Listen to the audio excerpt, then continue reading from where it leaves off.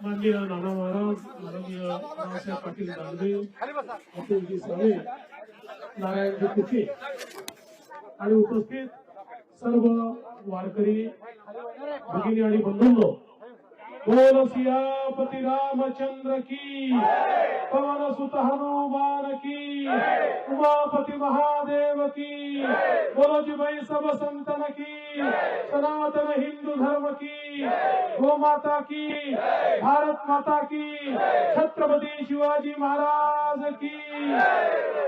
आज अतिशय आनंदाची गोष्ट आहे की रामकथेच्या या कार्यक्रमाला भेट देण्याकरता आम्हाला येण्याची संधी मिळाली।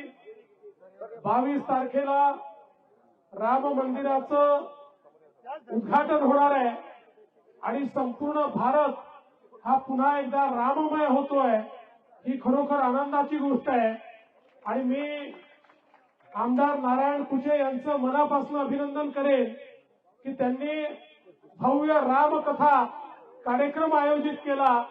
रामकथा ज्याने ऐकली तोच खऱ्या अर्थानं आपल्या जीवनामध्ये सुधार करू शकतो आणि जीवनात तारला जाऊ शकतो। आणि म्हणून ही रामकथा आपल्या सर्वांना ऐकायला मिळते, ही खरोखर अतिशय आनंदाची गोष्ट आहे। मी पुन्हा एकदा आपल्या सर्वांचे मनपूर्वक अभिनंदन करतो आणि माझे 2 शब्द संपवतो। जय श्रीराम।